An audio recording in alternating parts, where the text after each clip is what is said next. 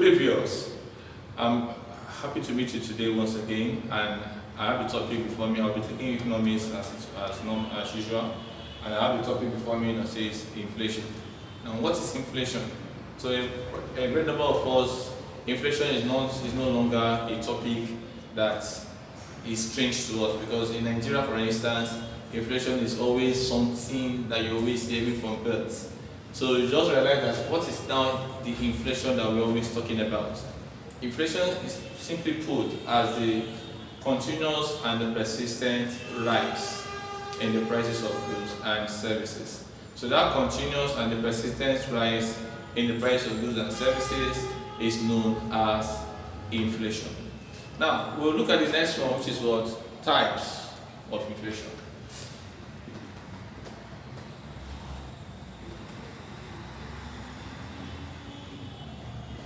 Types of inflation. Now there's several types of inflation that we should take into consideration.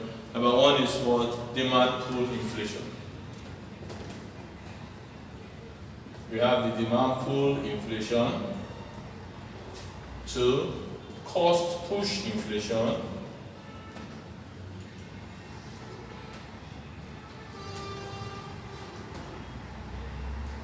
Now, when we talk about demand pull inflation, a situation where there's excess demand for a commodity, what happens to the demand? What happens to the price? The price will rise up. Demand pull inflation is a situation in which the increase in the price of the commodity, or the increase in demand for the commodity rather, will cause an increase in the price because there's excess demand over supply. So demand pull inflation is a inflation caused as a result of excess demand. Noted. Number 2, cost push inflation. Cost push inflation talks about the amount that is incurred in the production of goods and services. If the cost incurred in producing a particular commodity is high, what happens to the price? The price will be high. So the producer will pass it to the consumer in form of a high price. That is cost pushed inflation. But if the cost incurred in producing the commodity is low, what will happen? The producer will also pass it to the consumer in form of a low price. So that's what they mean by cost push inflation. The higher the cost of producing a commodity, the higher the price. And the lower the cost of producing a commodity, the lower the price. Number 3, hyperinflation.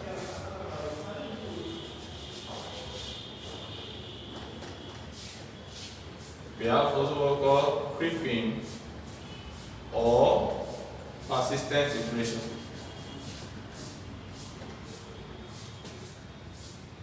And what we call stagflation.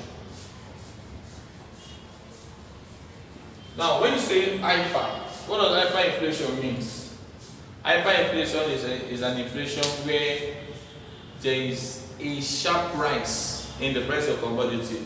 So a kind of inflation which enables a sharp rise in price of a commodity is referred to as hyper. When you say someone is hyper is always more than the normal price. So hyper is when there's a very sharp rise in the price of goods and services.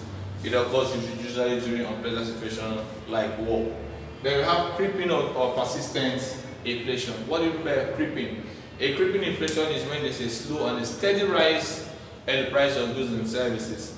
Any kind of inflation that allows a slow and a steady rise in the price of goods and services is referred or known as what? A creeping or a persistent inflation. Then the next one is what we call stagflation. Stagflation.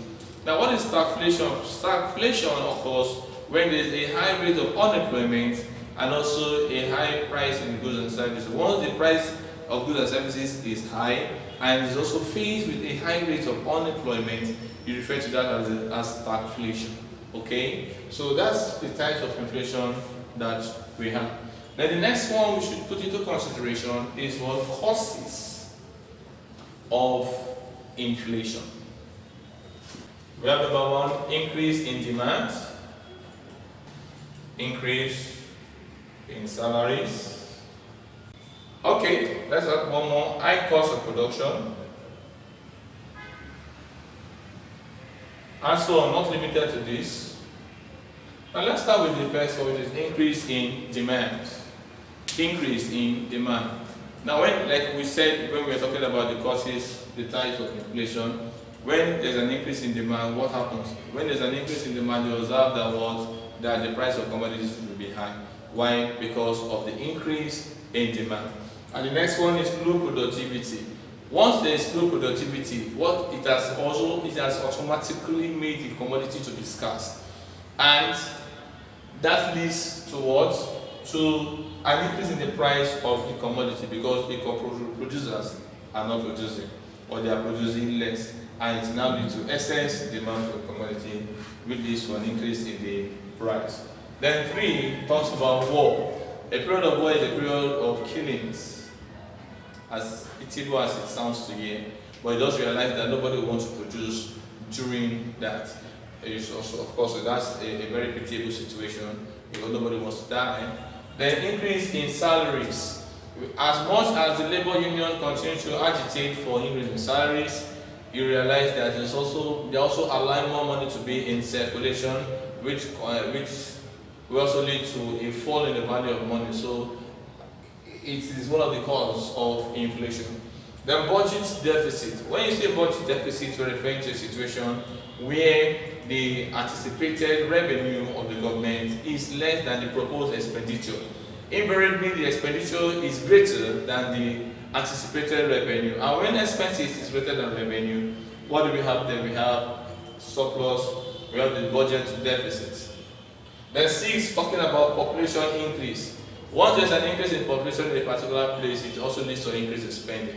And once there's an increase in spending, it leads to more money in circulation. And once there's more money in circulation, that's what leads to inflation, as simple as it is.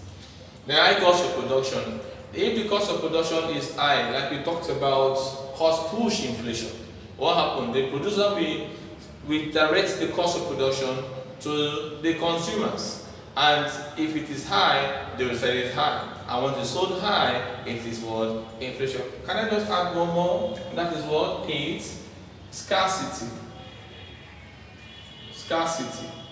Once a commodity is scarce, what happens? You observe that what? People will not buy the commodity. People will not see the commodity to buy. And they will be willing to purchase it at a high price. They will be willing to purchase at a high price. And you just observe that. Why is it like that? Because it's not available. And in fact, something just came to my memory which can cause inflation, and that is what? That's the next one, hoarding. What is hoarding? Hoarding is the art of creating artificial scarcity. Now, this scarcity is genuine. It's not there. But this one is not genuine, it's deliberate. So when you talk about hoarding, you are creating it. You are making it scarce. Yeah, the scarcity is genuine because it's not available. But hoarding is that you have it, but you deliberately decided to make it unavailable just to increase the price. So these are the causes of inflation, but not limited to this. Alright, let's look at the effects of inflation. So we have the positive effects, which includes the following. We have reduction in. Alright, let's start with the reduction in the burden of debt. Of course, during the positive effect of inflation, one is that there will be a reduction in the burden of debt. As a result of that, during inflation, you that is borrowing the money, the effect is not there. Why? Because you are making more profit. The person who you have borrowed the money from is the person that suffers it, but you that have borrowed the money, you are not indebted as much as the person, because as the price of the commodity increases, you are getting better. Okay. Then the next one is higher tax yield. What is the tax yield? The tax yield is the money you pay to the government. So as the profit is increasing, you are paying more tax to the government. They also have higher profit margin. As the price of the commodity is increasing, you are making more profits. Okay, you are making profit. The higher output, of course, during inflation, producers will be willing to produce more commodity. So those are the positive effects. Now let's look at the negative effects.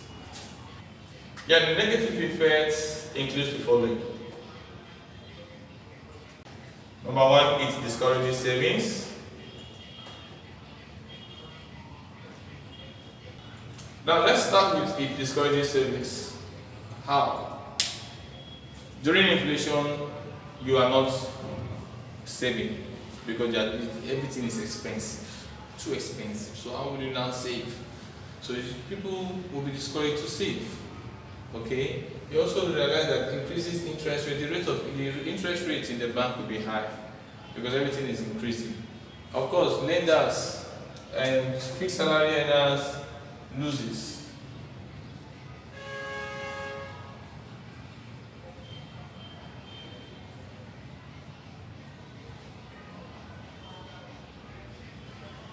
They lose during inflation. So you realize that during inflation, fixed salary earner loses. Why? Because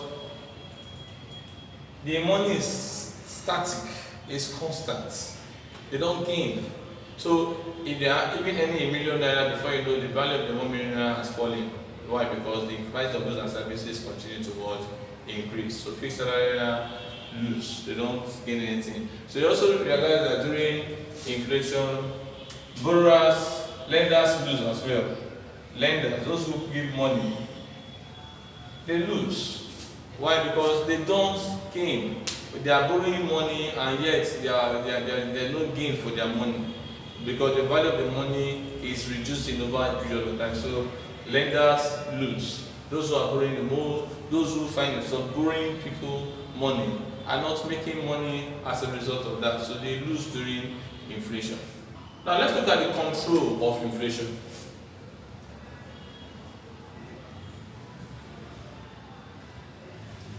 There are several ways in which you can control inflation. Several ways in which you can control inflation. Number one, the use of contractional monetary measures.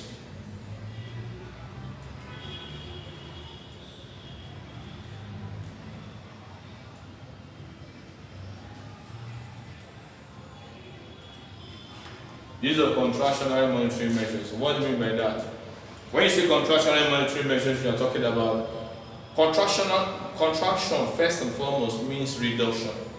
So anything that you're going to do to reduce the amount of money in circulation is called contractional monetary measures. And who does that? The government. The government through the central bank can decide to use its measures. We have open market operation. They can decide to sell securities to the commercial bank, while the commercial bank will buy. And once they are buying it from the central bank, what is happening? They are reducing the amount of money in circulation. So you refer to that as contractional measures. So if the government wants to reduce the amount of money in circulation, they use that measures. That's what you call contractionary monetary policies. They also have what we call the fiscal measures. Fiscal measures. The fiscal measures are measures used by the government as well through tax. Fiscal is always associated with tax. So the fiscal measures, government can decide to impose high tax on income. And once you impose high tax on income, what happens? It reduces the disposable income. What is disposable income? The money that is left after tax has been deducted. So when government wants to do something to reduce the amount of money in circulation, it imposes a high tax on your income, thereby you reduce the amount of money available for use in circulation. So we refer to that as what? The fiscal measures used by the government in controlling inflation. Then number three, we have the word effective price control.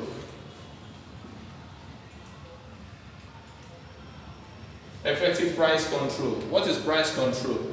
Price control is the act whereby government fixes the price or certain essential commodities either above the equilibrium price or below the equilibrium price, thereby distorting price mechanism. In this case now, what the government wants to do is that government deliberately fixes its own price, thereby neglecting the invisible hands of demand and supply, and just to ensure that inflation doesn't exist any longer. Where it has its own bottleneck in society like ours, especially a capitalist economic system where the the economic activities are vested in the hands of private individuals, and government participating in trying to control the price might not be too easy. But it's very effective in the socialist economic system. Very, very effective in the socialist economic system. Number 4, checking the activities of others.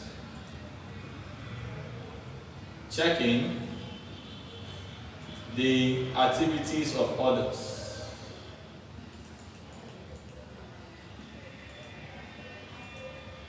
What are those ones? Those that hoards. You know, when you hoard, especially the middlemen, when you hoard, you just deliberately try to increase the price of commodities. So what government do now is that they check the activities, and as much as possible, checking the activities will curtail inflation. It will reduce inflation. So if government decides to say, okay, this time around we want to curtail the activities, there will be nobody that will be interested in what? In increasing the price of the commodity. Then another thing that you can use in controlling inflation is budget surplus. Budget surplus. Budget surplus. What is budget surplus? Budget surplus is when the anticipated revenue of the government is greater than its proposed expenditures. So when there's a budget surplus, what happens in this case? You have more money to save than what you are spending. So in this case, government has succeeded in controlling inflation. Okay? Alright. We now go to the next line of action, which is deflation. We are done with inflation. We now go to the next one, which is what?